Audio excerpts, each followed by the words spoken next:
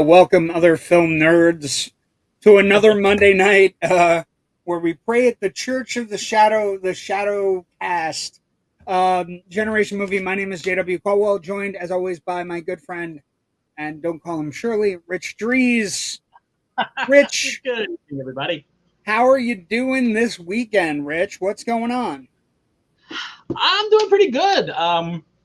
We had our current short film in a festival in Bethlehem, and people seemed to like it. Had a great time there. Saw a lot of really great short films. Met some other filmmakers, which was nice.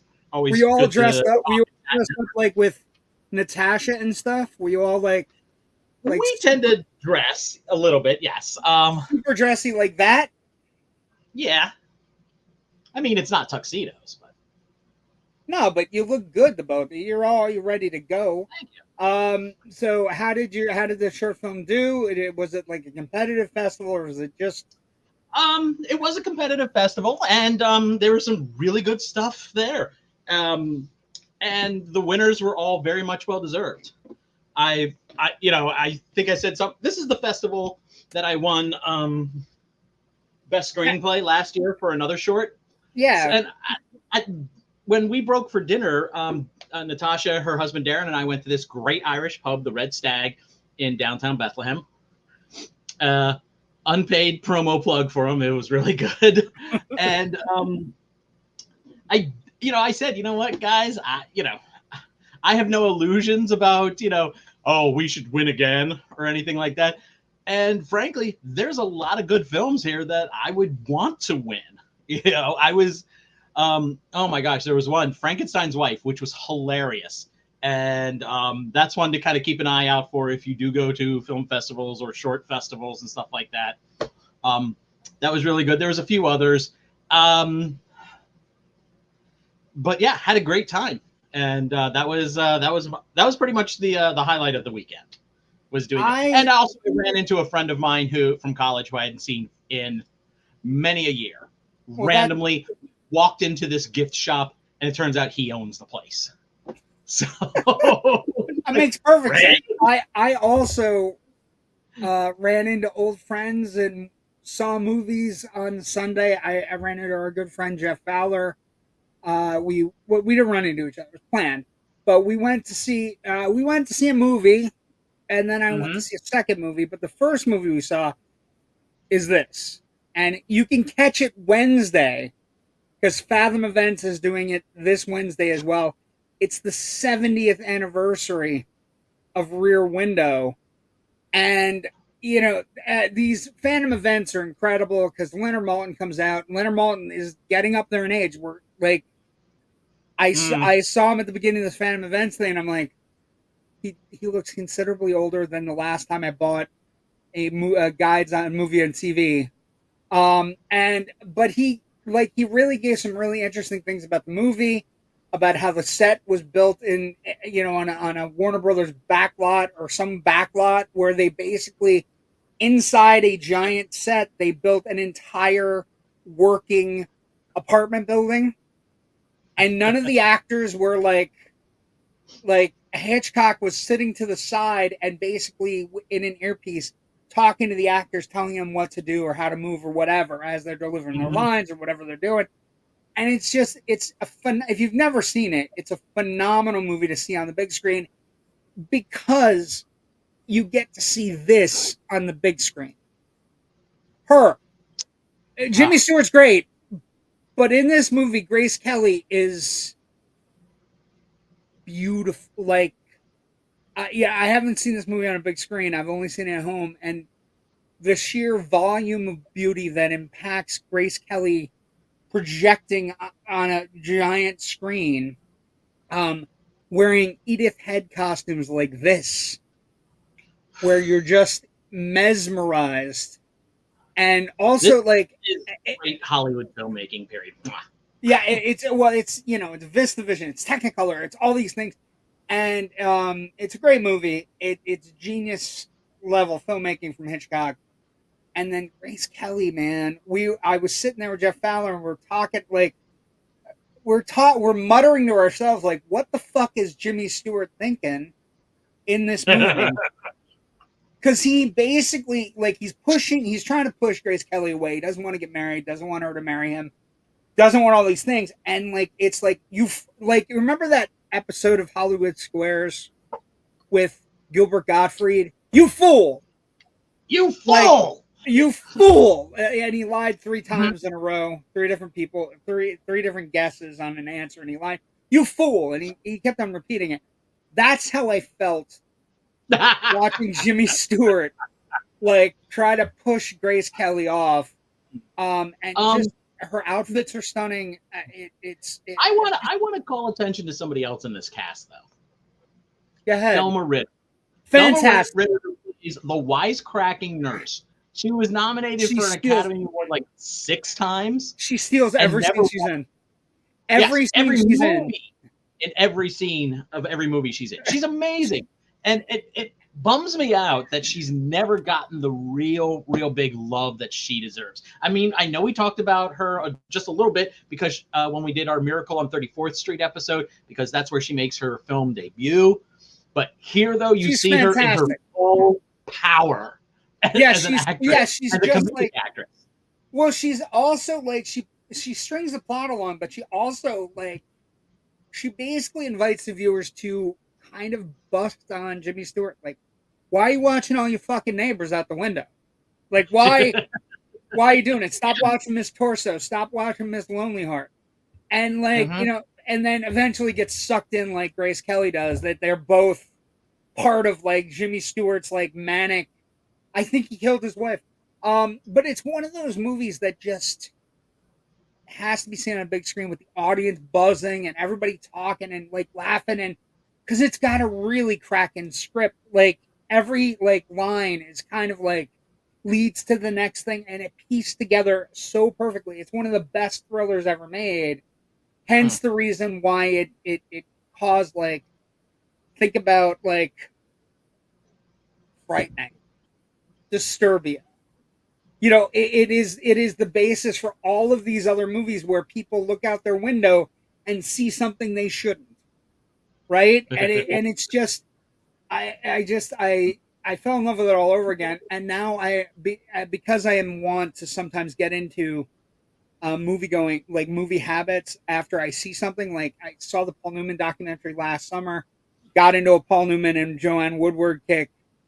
And now I'm on a Grace Kelly kick. I just finished Catch a Thief, where again Edith had beautiful costumes, ridiculous, French Riviera, an older Cary Grant, suave, debonair, amazing Cary Grant. And just so that was the first movie I saw yesterday, and then I got to see this.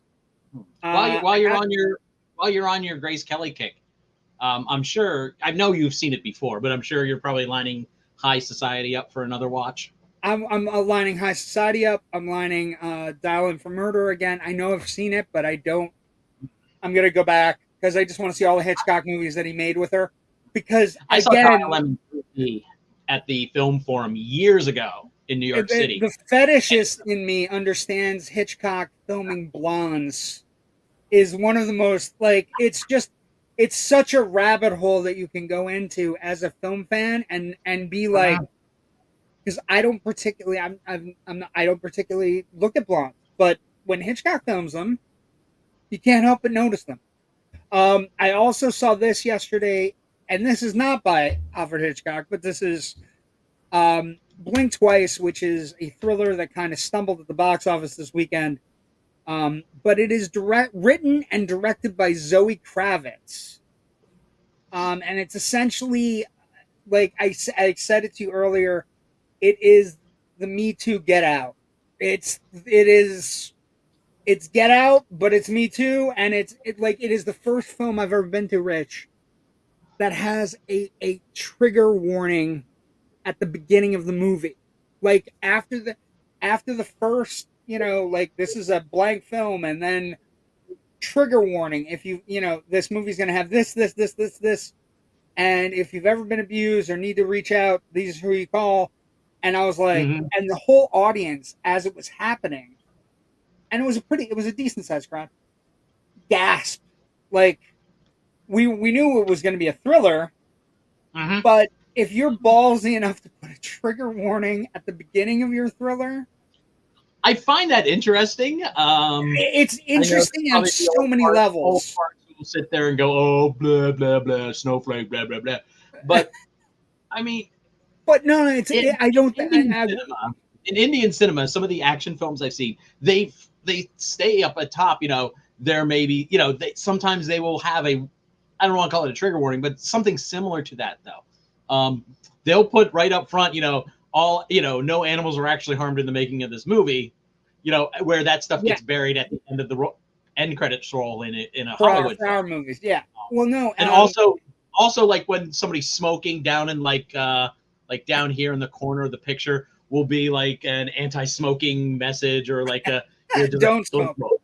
Well, and like I said, I was telling you, it's one of the better, like, for a first-time Helmer, first-time writer, first-time director. Mm-hmm. She has a person who helped her with the screenplay, but for the most part, you can tell that she's pouring her heart and soul into it, and it's a pretty great movie. And I came out of it going, I feel she has a lot to give. It's good performance by Channing Tatum.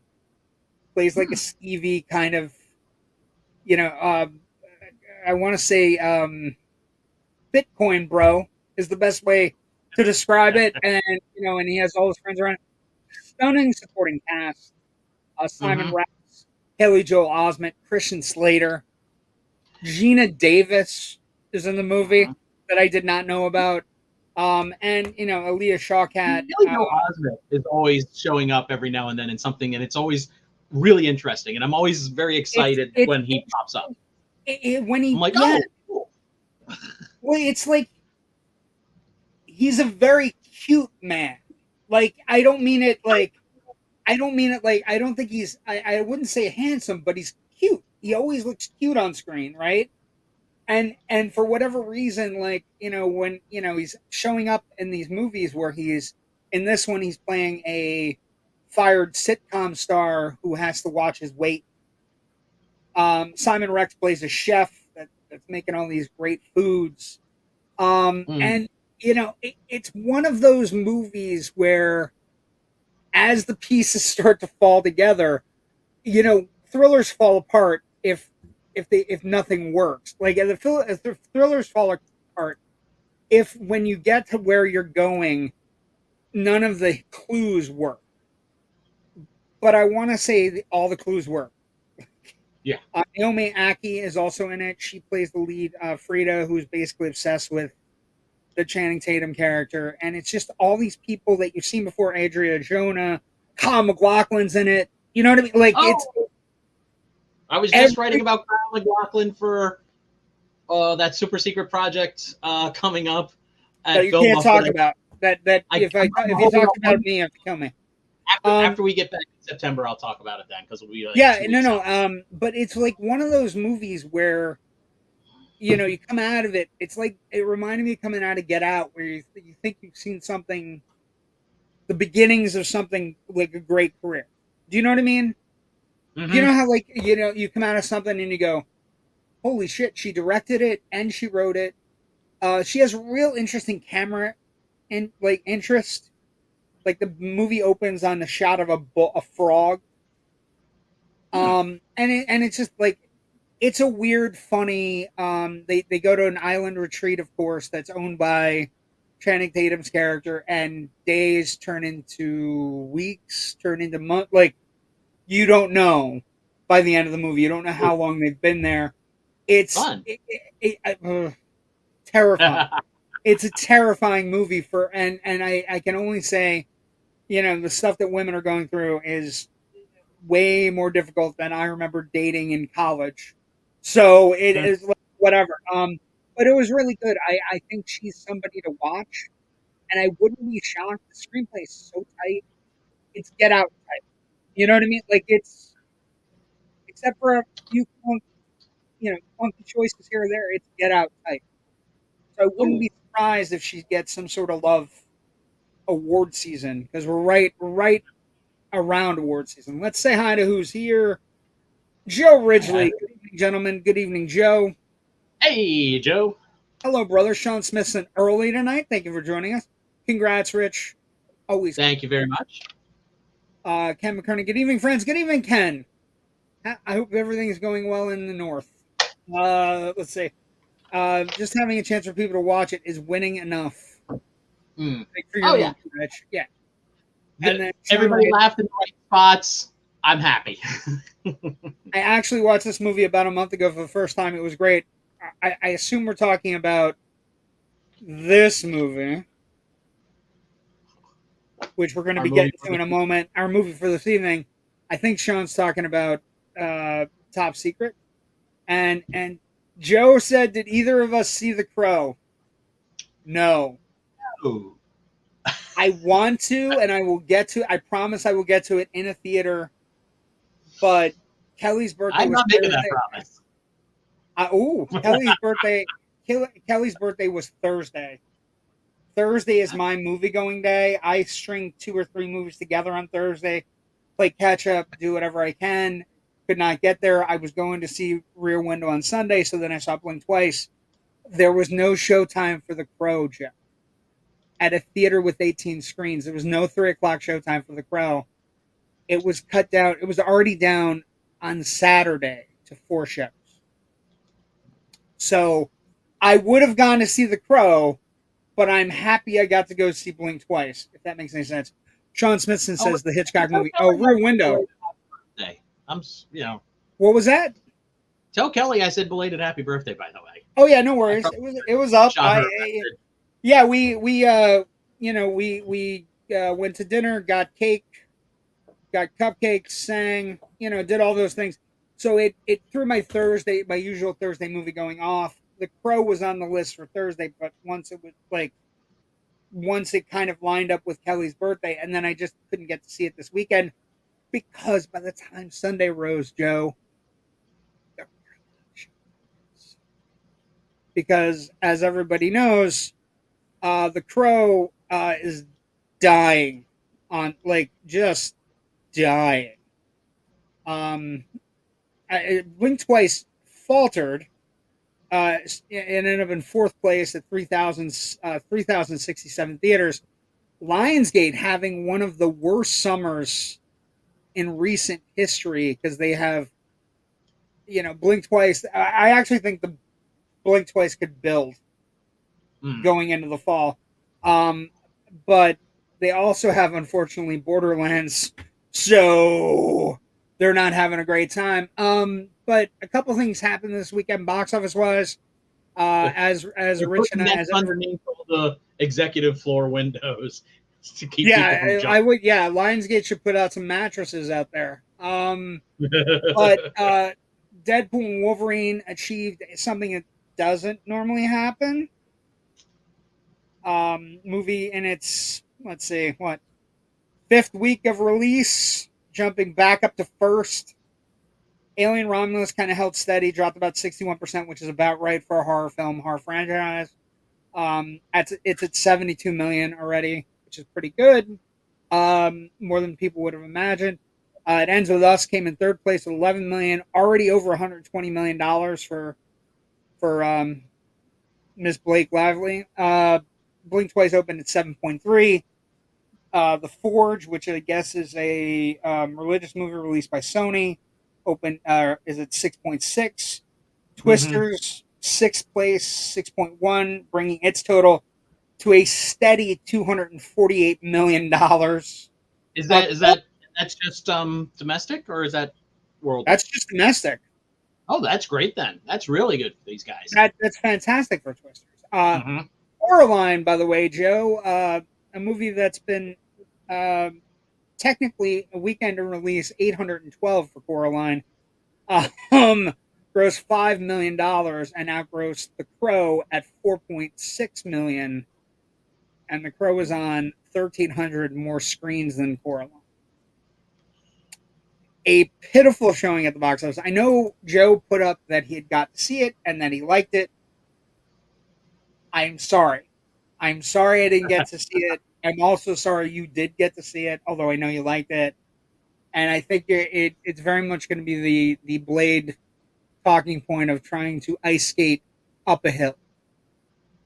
saying you liked it and get it out there. Now, I for whatever reason it just didn't hit, which is, I effectively it ends the franchise, right? I mean, we're never going to get another Crow movie. It effectively ends that IP, especially when you consider, Rich, that IP films have been a target-rich environment to make money. True. Ghostbusters, And Afterlife. I mean, I don't want to say any franchise is entirely ultimately dead. I say, you tried it, spectacularly flamed out after, going 15 years trying to develop this thing. And It's ultimately, over though, I with. think You could say it's not, but it is. It like somebody else may take a run at it, in 10 years' time, and I wish them well. They may do it in 20 years' time, and I may be dead by then. But I mean, I think Alex Proyas summed it up best on Facebook this weekend. Oh, he was brutal. He was absolutely. He was, but I think his best comment was I don't have it in front of me. I'm trying to remember it exactly, but words to the effect of, I thought this was just a cash grab, but it turns out there wasn't much cash to grab. Which I thought was just brutal. He was saying all kinds of stuff. He was very loud and like not only in defense of the movie, right, online and stuff. He was very loud in defense of any people that have tried to go back to the well after Brandon Lee. And I don't think it's. I want to think it's not a greedy thing, right? I want to think it's not. That it's his movie that's the first, you know what I mean? I think it really is legit feeling that maybe is why we're talking about a $4 million gross on 2,700 screens. I think it might be the same feeling that everybody was feeling, that the idea that, and we talked about when we did The Crow, and we talked about it when we had TJ on, the idea that the movie not only is this action movie that smells like the 90s, feels like the 90s, tastes like the 90s, but it also it is an undying testament to the potential of Brandon Lee. And so when you have all of those things weighing on it, you know what I mean? It becomes, the further we get away from it, maybe it becomes easier, but I think this movie stinking up the joint and not doing well will it's gonna. You're at least 30 years away from another Crow movie. Executives will take the wrong lesson, like they always do. They will look at the box office and say people don't want a Crow movie when it's people don't want a bad Crow movie. And and again, far from people who enjoyed it. I don't want to take away from people who enjoyed it, and I will be seeing it maybe tomorrow. I don't. So let's get some more comments as we Hitchcock. The Crow will be streaming by September 15th. It'll be streaming before that. It'll be streaming. Lionsgate is a Universal company. It'll be streaming in like a week. Adam Driver might have been a good Crow. He's dark in nature.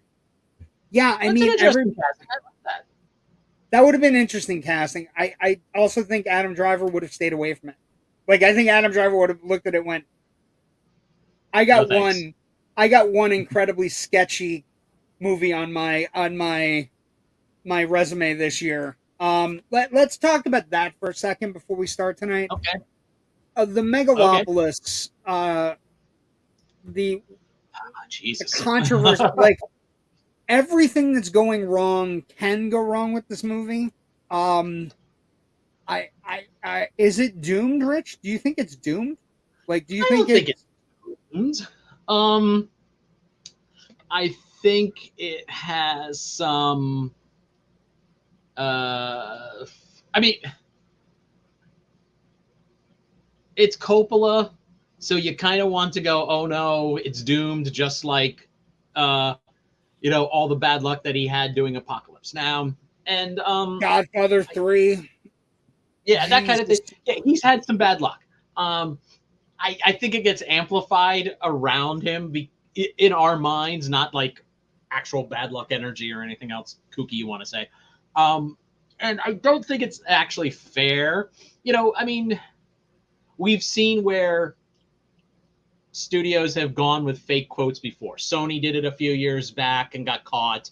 Oh yes, but they were fake people, Rich, not dead people. Like that were trailers that was released.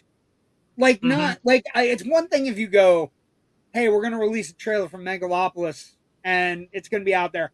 It's another thing when you have quotes from Pauline Kael and Roger Ebert that that are in fucking quotes, and you just go, okay.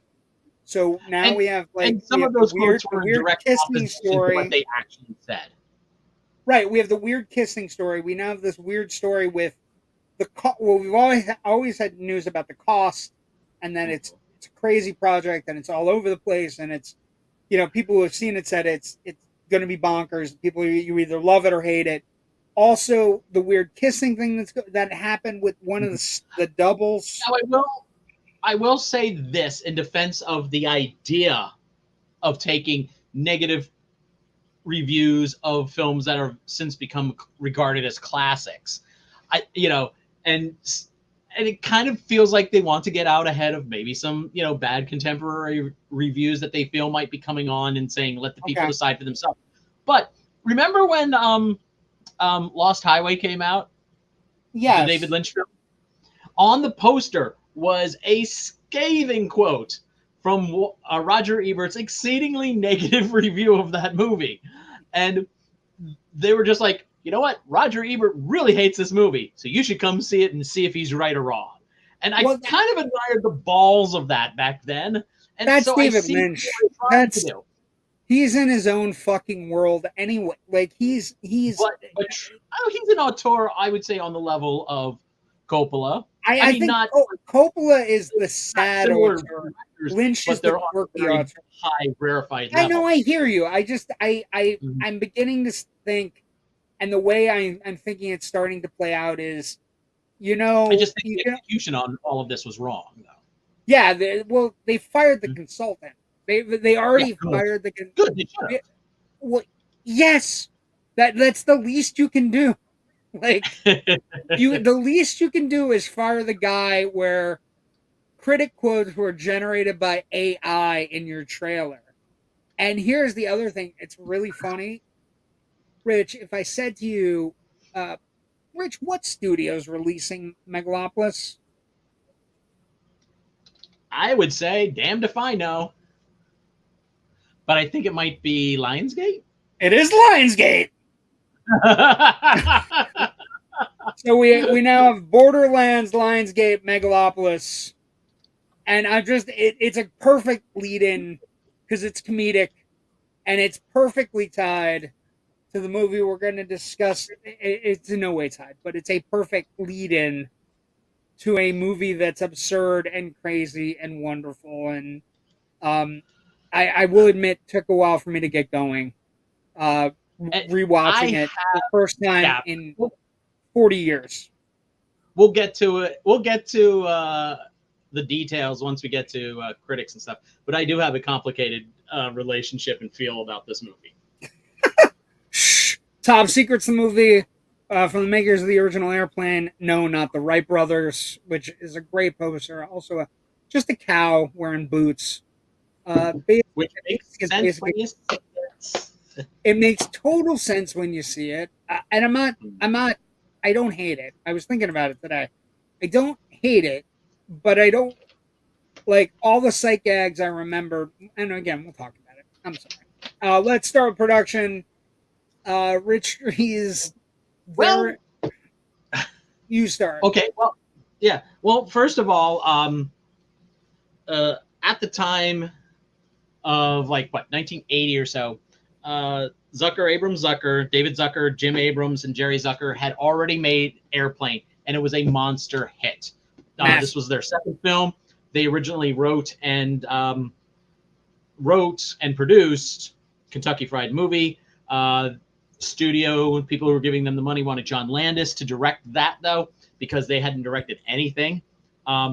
and I'm walking backwards here, I realize. And Kentucky Fried Movie was based on sketches that they had written for the Kentucky Fried Theater, which was a comedy show that they were doing in Los Angeles at the I time. assume you're going backwards to try to mimic the movie. Yes. And ultimately, though, if you want to really get into, get the best version of their story of how they came from the Midwest out to LA to start everything, all the way up through Airplane, I'm going to recommend their book, Surely You Can't Be Serious, The True Story of Airplane.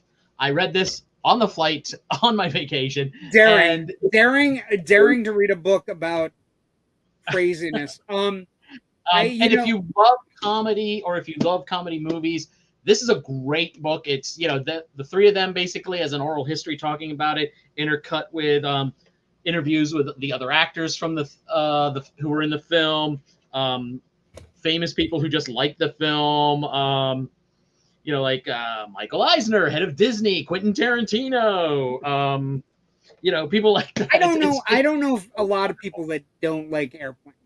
Like, I think Airplane in 1980, 1980 numbers, grossed $83 million, right? Like, just an astounding amount of money. Individual, the inflation adjusted domestic box office would be $334 million on a budget of $3.5 million. Yeah, right. It's just ridiculous. An incredible success.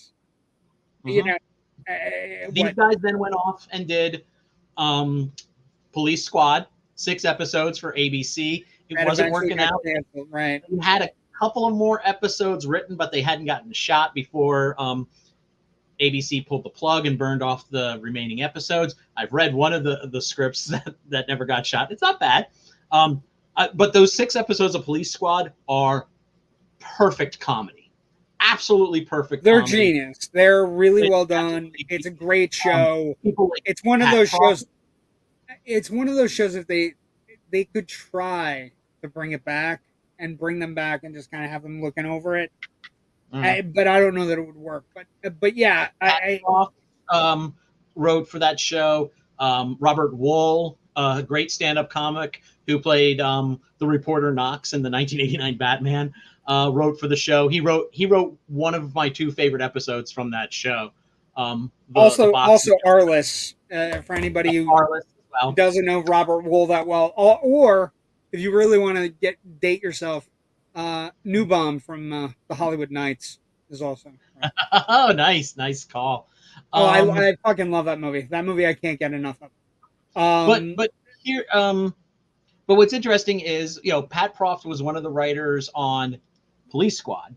He went off to start writing some movies, and one of the first movies he wrote was Real Genius, which is the second movie from our star here in Top Secret, Val Kilmer. Yeah, I was looking at the Val Kilmer timeline after this. Little incestuous there, and I love it. Yeah, he gets cast in this movie, and then in August of '85, he stars in Real Genius, which I think, quite honestly, might be one of the most culty, beloved movies that we it didn't do great in theaters, but it became a movie that everybody like.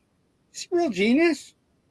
Yeah, pretty fucking amazing, right? Mm-hmm. And Kilmer's energy is on display in this movie. One of the things, looking at the production, like I maybe this is from the book, but I was, we just needed a subject that we'd be excited about.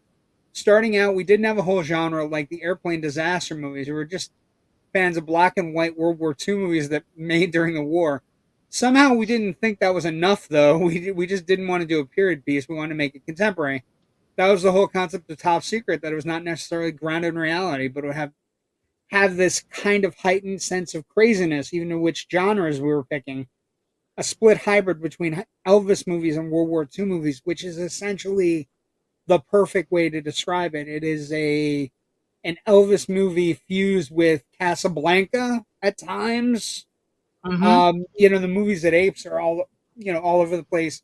It apes one movie pretty succinctly in the Blue Lagoon. It gets it pretty perfect.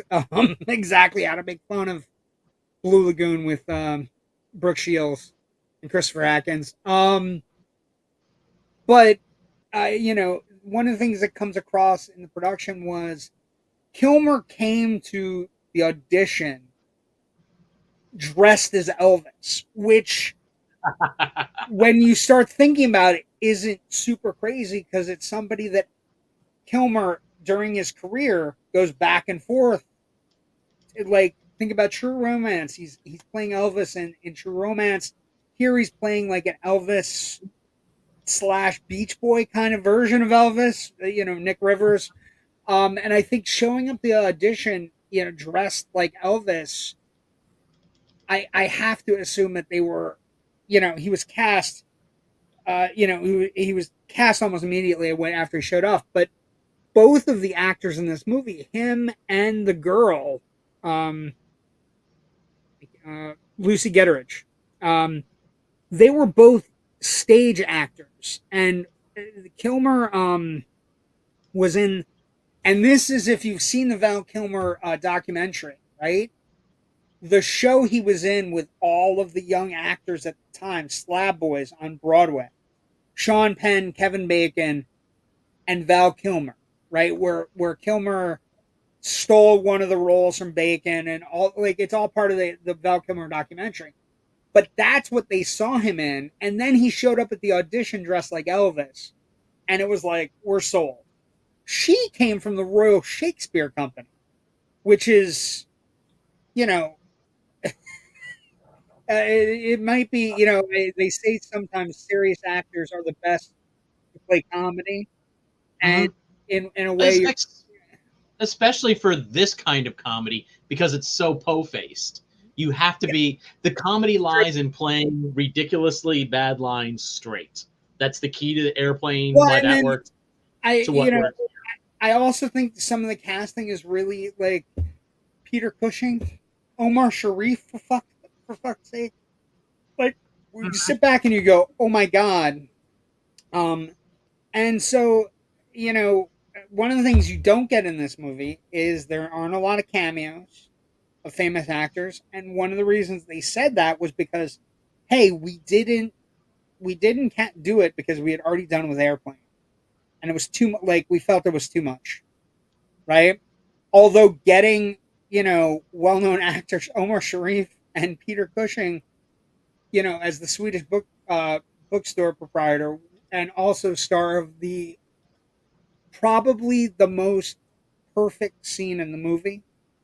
The Swedish bookstore is probably the most perfect scene in the movie when we get to it later.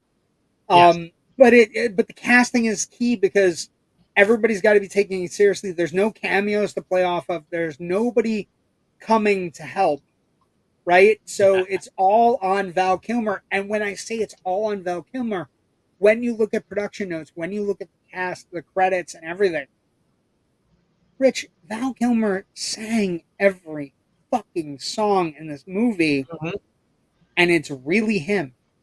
So he's on screen about 90% of the time. He's on screen forever, and it is an outside of calling. There's a sequence where the Nazi offices, and the sequence in the cow costume. Yes, with the other two. Those are the only two sequences he's not in. Yeah. Also, he has a sequence that the producers of Real Genius saw.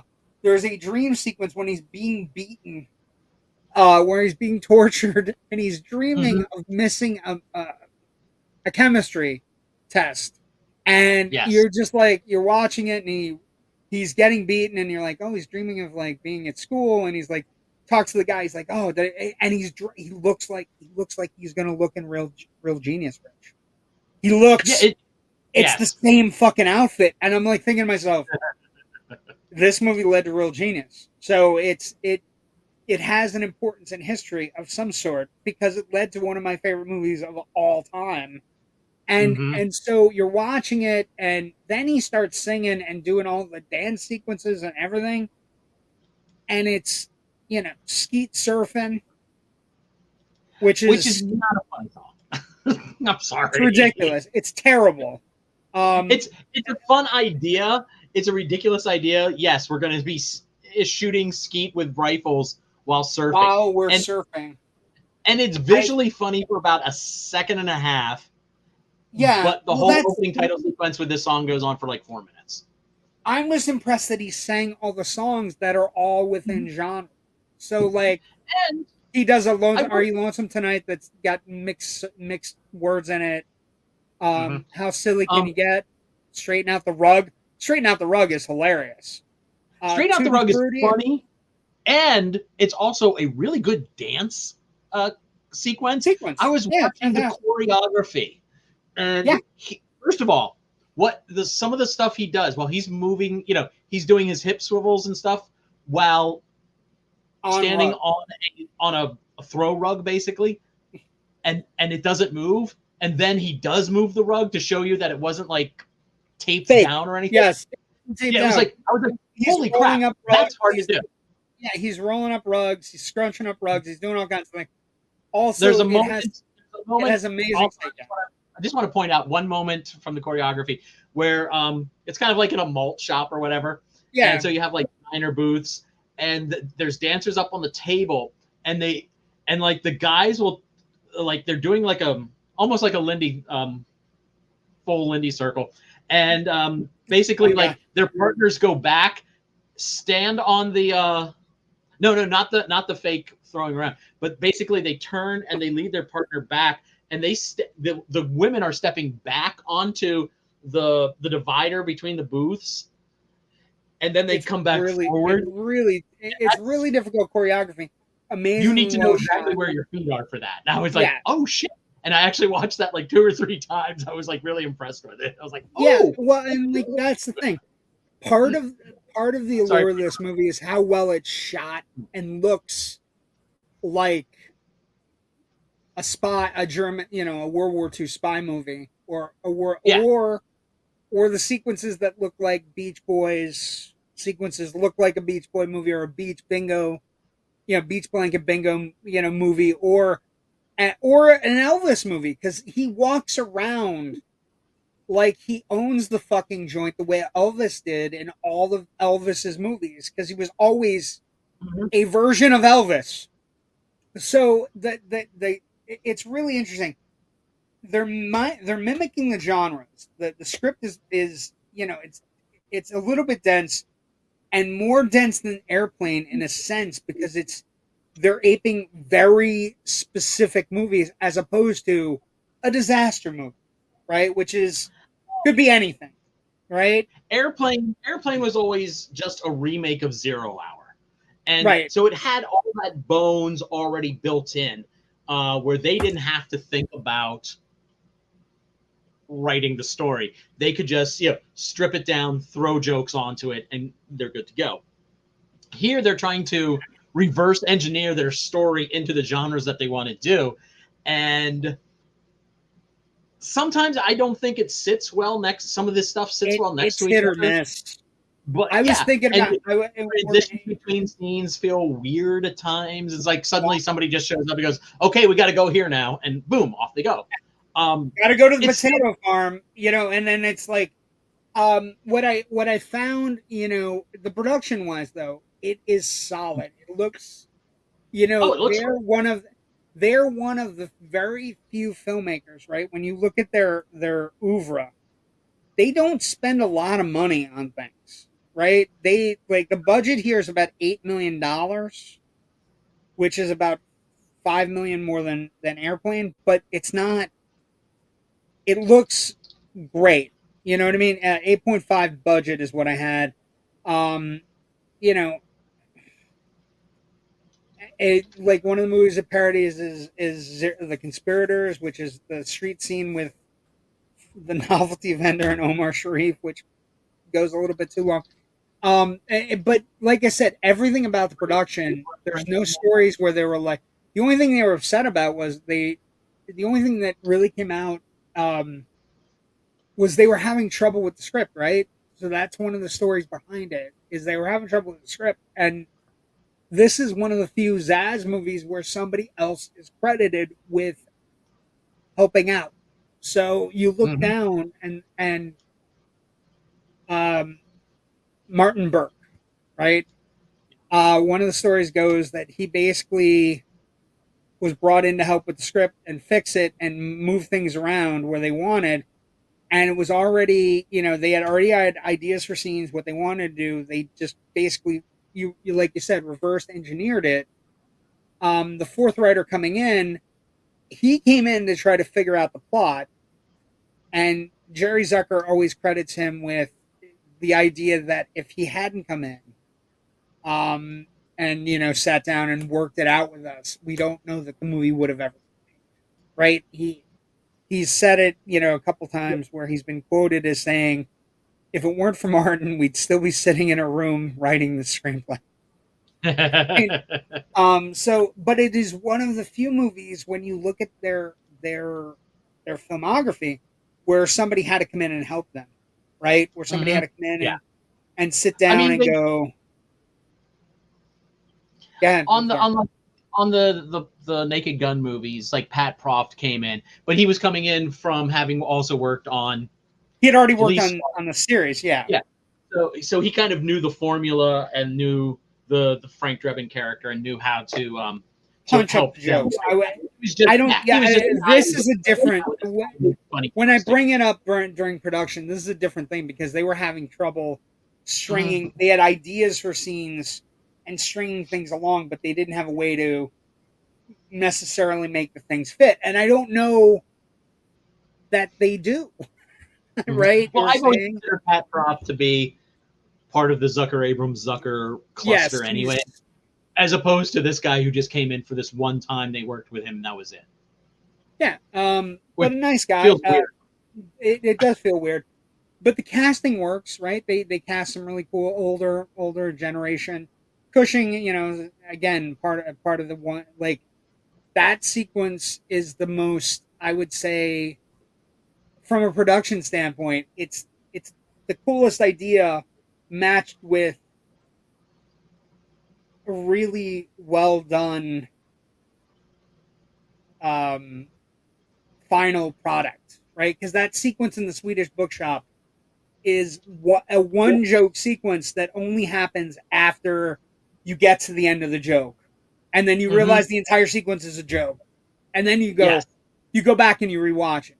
It's a genius part of the movie. It's Oh, the one. it's I think it's the one part of the movie where you sit back and you go, that's the if level that I'm was the expecting sole from the reason this airplane guy. movie existed, I would be fine with it because it's that good. I mean, It's fantastic. starting with them walking in, the magnifying glass joke.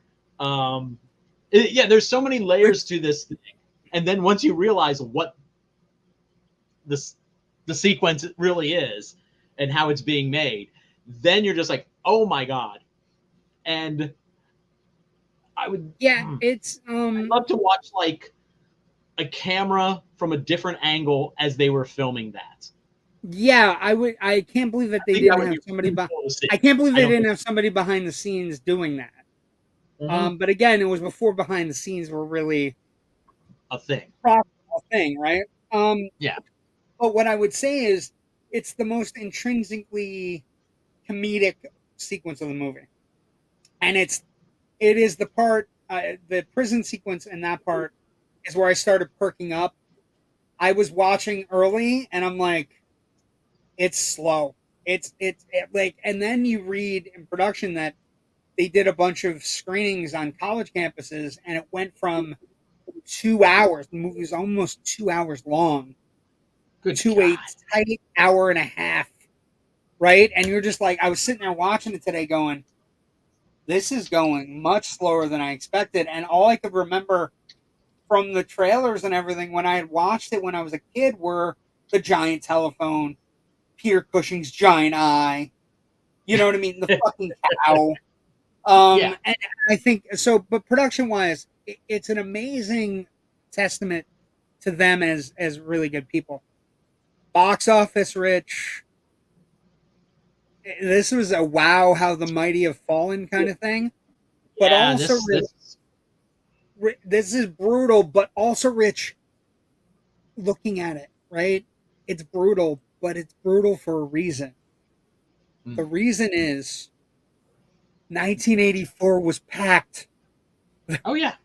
There were so many movies, Rich, that are not just good movies, but classic movies that found a way to etch through time. This movie opens, um, it gets shifted. First thing that happens, it gets shifted from basically the beginning of June, where it would have opened against Ghostbusters and Ooh. Gremlins on the same day, on June 8th, 1984, back It to would have June gotten 20th. It would have gotten annihilated. But it still got annihilated because those movies played all fucking summer, Rich. So those movies played all summer, right? So it opens on June 22nd, and like the release, when they're talking about box office, the release exhibitors were angry that basically Paramount balked on the June 8th idea because exhibitors didn't know what Gremlins and Ghostbusters were going to be. Mm-hmm. So there's a bunch of stories about the release date going from June 8th to June 22nd, with exhibitors not knowing that Ghostbusters and Gremlins were going to be Ghostbusters and Gremlins, and going, "You're leaving us hanging. This is the movie from the creators of Airplane that 4 years ago had $83 million in 1980 money, and you're fucking leaving us with this Ghostbusters crap and this Gremlin shit. You're fucking." And they were like, the exhibitors were livid. NATO was livid. They drew up a letter to Paramount and shit. Like, you can't even. Paramount and producer John Davis had denied this, saying Paramount has a lot of loss of confidence in the picture, or they wouldn't have cared. The mere fact that they bothered to trouble some of their relationships with the exhibitors shows their faith in the movie. He was glad, like, because again, the worst kept secret in Hollywood was Ghostbusters and Gremlins, right? Everybody in Hollywood knew about Ghostbusters and Gremlins, but nobody, like exhibitors, didn't know. And I think it's such an interesting story with the box office where they moved it and it still got crushed. It earned $20 million in 1980s money. Um, one of the things that comes up is that Airplane 2, the sequel, didn't do great. But Well, that I was don't know. the brothers That was weren't involved with that. Though. They right. were off doing the Police Squad, and the studio just wanted a sequel, so they brought in somebody else who basically just recycled jokes And it was bad. and brought in Shatner. But also, like, the box office, 20 million. When you look at the numbers and you break them down, like, it would still make bank today. And again, 8.5 million with a $20 million box office is not bad, right? It's, two or three times, almost three times the amount. It was on 1,100 screens, and it only reached 1,100 total theaters. 4 weeks per theater, so it didn't have any legs. The number on the numbers is what we used: 21.1 million against an 8.5 million box office. Not bad. Inflation adjusted domestic box office 67 million. Rich. So, like, long legs this summer. You know what I mean? Like a movie that's been widely praised as a hit is the closest or Alien Romulus is at 72. So, you know what I mean? Like, in summer of 84, though, Temple of Doom, Ghostbusters, Gremlins, Karate Kid. You know what I mean? Like, 84 was just bananas. So it fails miserably at the box office, but it goes on to home video and becomes a pretty big hit. Critical response then and now. Well, This is one of the fun ones. So we use Rotten Tomatoes. I will tell you, when you look at Rotten Tomatoes and you look up Top Secret, interesting. We use Rotten Tomatoes for like just a number to look at. It is at 76 on the tomato meter from critics. 76%, pretty high. Now I don't know if you know this, Rich, but Rotten Tomatoes has also changed the audience score. It's no longer the audience score. Do you know what it's called now, Rich? probably some kind of self-congratulatory bullshit. No, it's called the popcorn meter. Not bad. But the popcorn meter is at 80%. So it's like critics and audiences are at the same level on this. I, Yes. however, went back to one of like the Roger Ebert review of this movie is hilarious. It's almost better than the movie in some ways. Um, and it's personal, and he gave it 3.5 out of 4 stars. Yeah. So I I watched the Siskel and Ebert at the movies episode where they reviewed that like right before we started, and Roger was really happy. He liked it too, but not as much as Roger. Not as much. Siskel was like out of 100 jokes, I maybe laughed at. I maybe found 20% of them funny, and I maybe laughed out loud 5 times. Wait. Listen to this review on RogerEbert.com where you can get it. I have a friend who claims he only laughed out loud on 5 occasions during Top Secret. That would be G. That's right. I laughed that much in the first 10 minutes.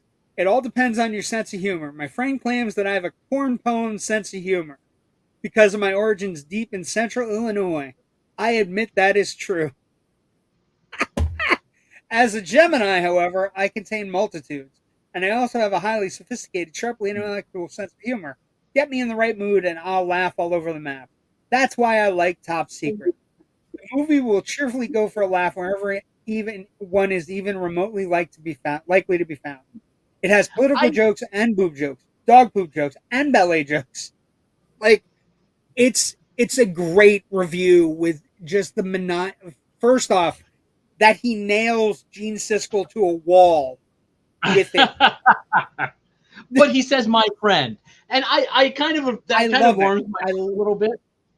What was that? You know, it warms my heart a little bit because oh my God, Rich, I read it. So funny all the time. I read it, and I thought about you and how we fight every once in a while, but not a lot. And I just thought of our relationship, and I thought about this amazing, like, you know, because every once in a while when we talk about horror movies, you and me like, what the fuck? I don't care, right? Or whatever. And I just think it's one of those things where it's so sweet and so funny. Like, I have a friend who only laughed 5 times. Like, and it's just like, this motherfucker right here. And I was like, that's amazing. And then I was reading Siskel. Like, Siskel's review is very kind.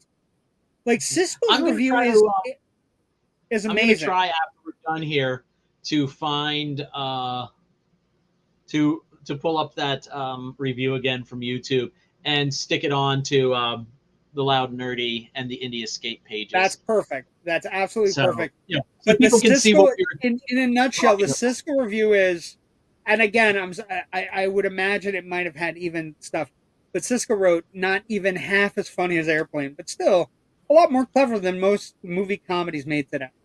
Oh yeah, they were very much talking about movies that were boring, and earlier in the episode about, oh, these things are always so boring, they're so repetitive, there's no original ideas, and then they get to Top Secret and goes, here's a movie that has some original ideas in it. Right, and I think one of the things... We also liked Conan the Destroyer, too, in that episode, so I don't know. Wow, really? Yeah. That's immediately going to make me go look up Conan the Destroyer reviews. That movie is terrible. I don't. No amount of Grace Jones or Wilt Chamberlain can save that movie. Anyway, mainly also because it's PG. It's PG. It's just terrible. Anyway, I think when I was looking at this movie, first off, I'm going to be honest. I have not watched this movie since 1984. I haven't seen it in a long time. I was having trouble early. The prison sequence happened. Michael Goh showed up. I laughed. I watched the submarine get dragged in. I started chuckling. I watched the sequence with Val Kilmer, like doing the head in different spots. I laughed, right? And then it starts getting into the other things, like, you know, first 25 minutes, I was like, this is going really slow. Way slower than JW's teenage mind remembers. And then it picked up and it got filthy, and some of the jokes are all like, the jokes that land for me are the ones that are like this, a giant phone. Yes, I enjoy that. I think that's it's a funny. beautiful forced perspective joke. It's a And they wonderful set it forced up. perspective joke. This comes so late in the movie, though. They set it up because this guy is always taking phone calls in virtually every scene. So you kind of don't think about, You don't fall oh, for it there's when it another phone happens. It's call. beautiful. That's You and don't that's see the it. thing. You don't They see it lull you coming. into that sense of security. They lull like, and then like that's what I was thinking as the movie was progressing. A lot of that happens in a lot of scenes where you don't notice anything, and then something is happening in the background of this completely serious scene, and then like there's a giant pigeon statue. And midway through a sequence of this giant pigeon statue, three guys float in and sit on top of it. And I'm And like, P. and pee on top of it. And then the bird statue shits. And it's like, you don't think anything of it, but you laugh. Mm-hmm. Another sequence that I thought was funny because it happens in every action movie. There's a sequence in a warehouse where they're breaking out windows, and Val Kilmer basically plays tic tac toe with people shooting. And then he doesn't finish the fight. He just blows into his gun and walks away after he wins tic tac toe. Right? Yes. Or this sequence with the anal intruder thing that he gives to his agent that his agent eventually dies on. That's one thing. I didn't remember it, Rich. I didn't remember it being super filthy, but it is. It Mm. it's not super filthy, but it's filthy. I'd say it's filthier than Airplane Yeah. on just the basis of the stuff it's willing to talk about, like a bull having sex with a man in a cow suit, or a baby cow giving a BJ to a person in a cow suit. Any number of things that happen to the person in the cow suit, Yeah. which happen. The moral of this movie is stay away from being in a cow suit, I think. Don't be in a cow suit. Yeah. See, for It, me, oh God, I love this joke so much. it's such a There's great joke. It's a fantastic Mhm. joke. When he puts on the oversized glasses is when it completely finishes the joke. And then this Yeah. sequence with Omar Sharif where you're literally watching going like it's all these gag novelty And gifts, it's a and single take too. it's a single take, and it's all these novelty gifts, and you're just thinking to yourself, I don't Well, know for the what you most. were thinking. I'm going to tell you what I was thinking. Yeah. That's Omar Sharif. He was in Doctor Zhivago and Lawrence of Arabia, and I think that's what I'm supposed to be thinking. What is he doing in this silly film? Why is he here? Why is he getting a novelty trick cigar that blows up in his face? And I'm just thinking they're having a blast. The more I watched it, the more I got into it, the more I felt it. There's a great joke near the middle of the movie or near the end where he basically Val Kilmer and Lucy Gutteridge deliver these two lines where they're like, and it's basically the end of Casablanca, right? It's Yes. I'm in love with him, but I have to go with him because I have to live his life out for him. And Val Kilmer's like, yeah, you got to go if you got to go, and I love you and I will miss you, and you got to do what you got to do. And then she turns and she's just like, that's like dialogue out of a bad movie. And then they both take a full beat and turn to the camera and it plays out for like almost 35 seconds. Mm-hmm. And it's funny. And it's Well, there's another Casablanca reference too later on when they're at the plane and they're having yet yes. another heart to heart, and they cut to the rotor starting on the plane, and then they cut back to them, and they both look. It's almost beat for beat. Just that small moment Yes, in Casablanca. and like I said, Co-directing it grew on me, and as I was watching it play out, I wasn't loving it early because the thing about Airplane that is incredible is that Airplane is probably is a laugh per minute film, right? Okay. How many laughs per minute? This doesn't have it, but what I was thinking about when I was watching it, Rich, today was it is mimicking the films it is perfectly. It's mimicking Elvis movies perfectly. It's mimicking French Resistance movies perfectly.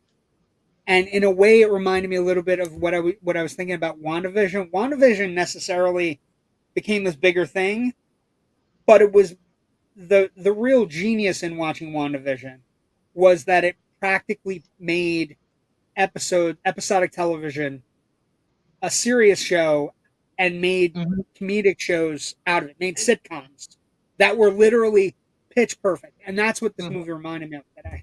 That's fair. I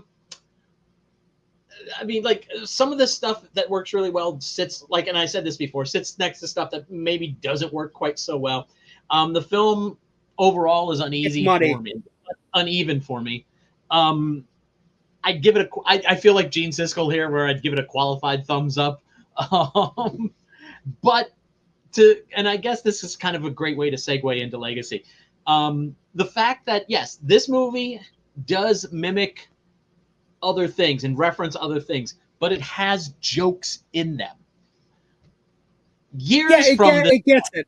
It from this gets it. point, 20 years from this point, we're gonna get those that string of parody movies from those two guys who I refuse to bother to remember their names because they're just that horrible filmmakers. Like superhero movie, epic movie, all those, you know, whatever movie where Not basically another teen movie. Yeah. where Yeah. they They're basically bad. would recreate a scene from Spider-Man, but not really have any jokes in it, not have anything to say with that recreation, nothing. It's just, hey, remember this? Ha ha! And then we move on. And I think that's They the made a ultimate, series of bad movies that got progressively worse and worse. yeah. And I think that's The ultimately the negative legacy from this movie. But I think the positive um legacy is really where we talked about before. Val Kilmer going from this to via real Pat Proft genius. to Real Yeah. Genius. Pat Proft going from this and the Zaz people going from, hey, we didn't succeed with Police Squad, but guess what? We're gonna make a banger franchise out of the Naked Gun movies. And it's going Um, to be fucking beautiful. it's gonna be amazing and wonderful, and I sort of wish Val Kilmer hadn't got his third film was Top Gun, and that kind of like kicked him off on a whole different direction. And I think that's probably where he wanted to go because he's, you know, when you yes, look at a lot of his stuff, you know, you've got The Doors in there, Tombstone, True Romance. He's really good in all of this stuff. Even something of a lesser movie that doesn't quite succeed so well, like Wings of Courage. I think he's really good in there. And I kind of wish, though, that he had just. Part of me is like, what would his career have been if he stayed in that goofy, comedy mode. charming comedy mold? Yeah, Yes, exactly. like I would love. What other movies would we have gotten that are probably just as quotable and just as silly and just as ridiculous as Top Gun and, or I'm sorry, Top Secret? and Real Two Genius. top movies in his first three movies. That's crazy. Top Secret and Real Genius. He's at the top, maybe. Well, and that's the He's thing. He came from a serious background. I think one of the legacies of this movie is that I think it sent the Zaz working environment where they were like, we have got to have a good script before we can insert jokes into things, but they have like I think they came out one of the legacies out of this movie, Rich, is that they came out of this movie and said, never again will we go and write a script and have the ideas and then do whatever. I think when they go to Naked Gun, it's like the reason that movie works is not just because of the jokes. The jokes are amazing, but the idea that Frank Drebin is trying to stop an assassination of the Queen at a baseball game is pretty fucking brilliant, right? It's a perfectly encapsulated Police Squad episode, but also like that they add so many jokes to that it's over. I think they came out of this and they realized they needed to make sure they had a full movie around it. You know what I mean? Like you said, and then the other negative legacy is yes, other people try to do these movies and they're just not good. The only franchise that comes out of any of these that were mildly successful that kind of like tapped into it a little bit, and mainly because they had the Wayans brothers, the scary movie movies. But even though even those aren't great, they're not fantastic. What was the Top Gun parody that Oh, Hot Hot Shots Shots.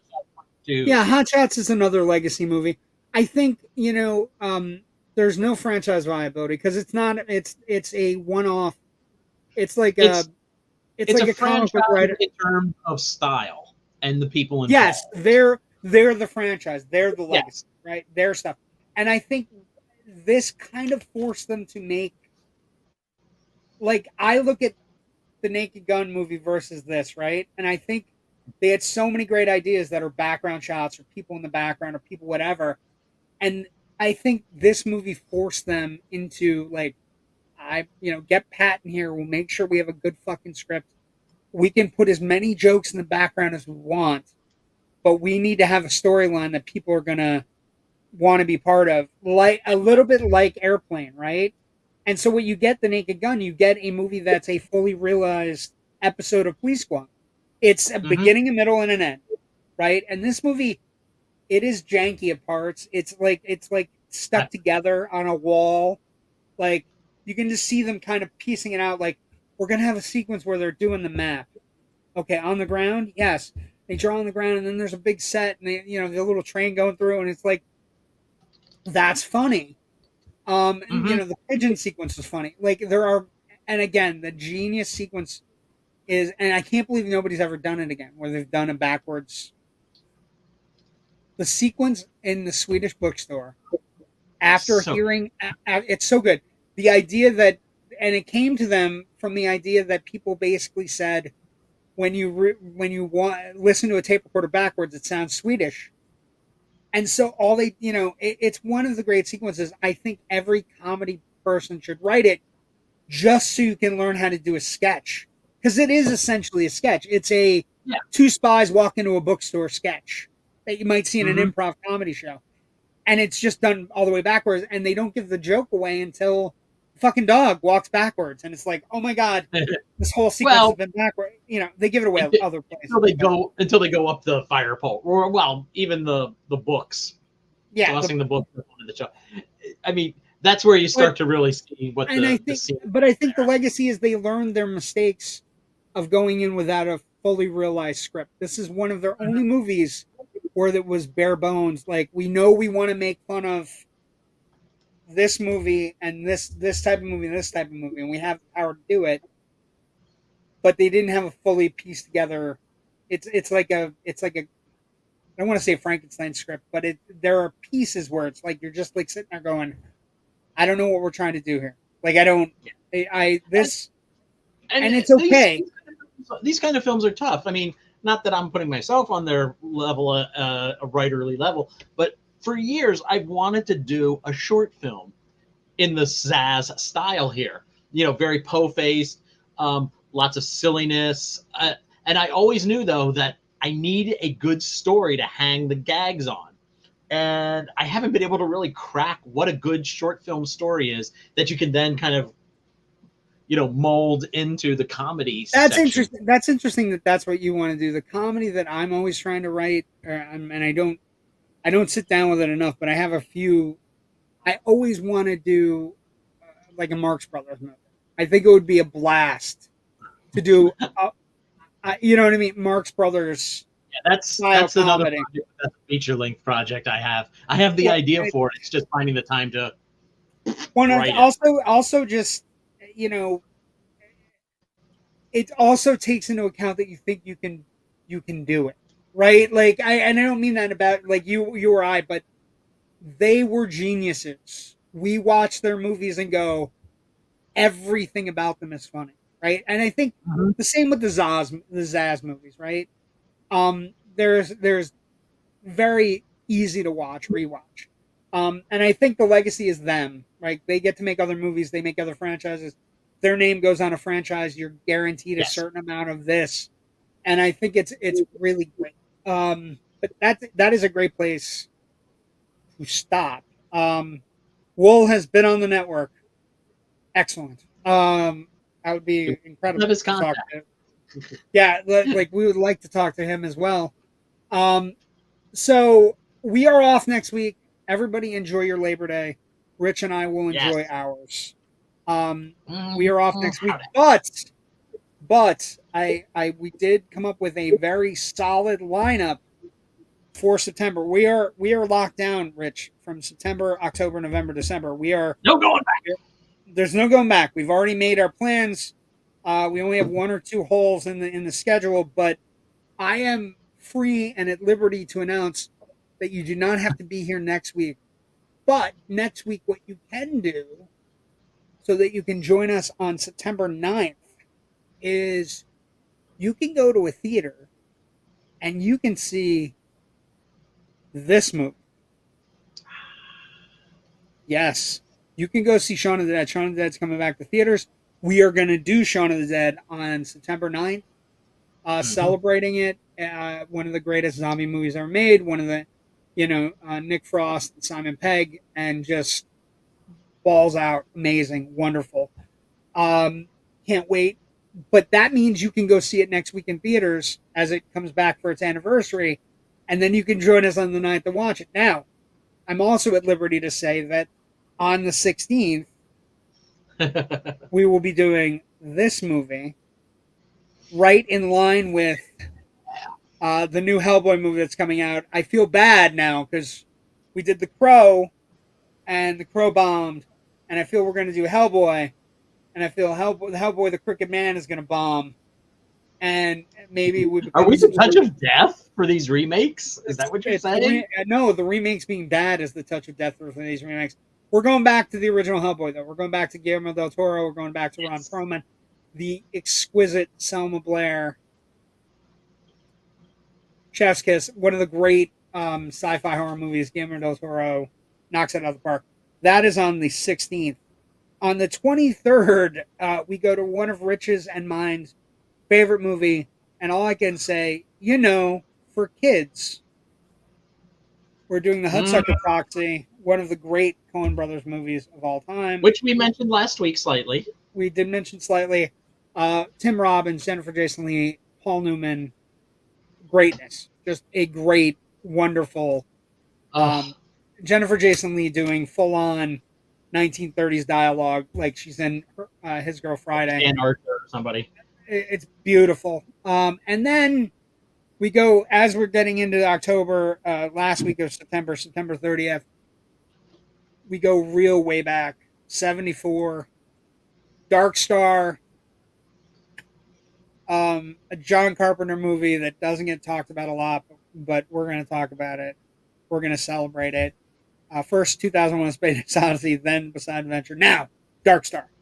Just one of the great, bombed out in space with a spaced out bomb. What a tagline. That is our September. Everybody have a great Labor Day. Rich, where can people find you if they're looking for stuff on Labor Day, Rich? Well, if you're looking for anything, I'd say maybe check out the site on Wednesday. I've got a review dropping for something coming up that I can't talk about yet. But I got to write it tomorrow. But I will have something dropping on Wednesday, and then some related material dropping into the weekend. Next week, I'm going to promo ahead a week. I will have my Beetlejuice review up for you probably Wednesday, I think also. I'm not sure what the embargo date is, but all of that can be found at, plus many other things can be found at FilmBuffOnline.com. We have a Facebook page, which will let you know about new posts as they go up. Also, we do this date in history posts, things like that on the Facebook page. And I can be found on the socials at FilmBuffRich on Twitter and Blue Sky. So for me, a couple things. I'm going to see Beetlejuice on Wednesday, so we might be able to get a really good review up by Thursday. Maybe we'll do a special episode on Thursday because Beetlejuice is Thursday, such a big fifth. Yeah. We'll see what we can do, but either the fifth or the 6th, we'll have a Beetlejuice review up with both of us. Hopefully, checking out the afterlife. You can find me, JW the Movie Guy, on Facebook, Twitter, Threads, Blue Sky, IMDb, all these places.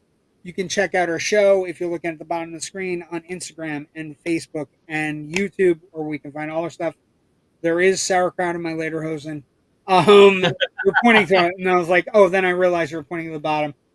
You can also find me on Tuesday nights, although, again, we will be off next week. But we will be here tomorrow night, loud and nerdy on the Indie Escape Network. Join us. Rich will not be there, but Kyle and Jerry will be there to discuss some pop culture stuff and whatever is going on, whatever the news of the day is tomorrow. And, another thing, we have business cards now. So I want to show this off. And then if you're watching the episode, have this. That you can just click that, scan that, and take a picture of it. And that will give you an idea of where all our stuff is. Also has our email address on it. So a lot of good things coming up. I just got out of contact with a couple of people. We're going to be doing the different networks, hanging out with some different people, talking some different movies, and we'll see what happens. Thank you for joining us tonight. Everybody have a great Labor Day. Stay safe. Enjoy. Go see some movies. Barbecues. Yeah, barbecues. Go see Shaun of the Dead, and then we'll come and talk about it on the 9th. Have a great week. Take care. Bye-bye. Ah.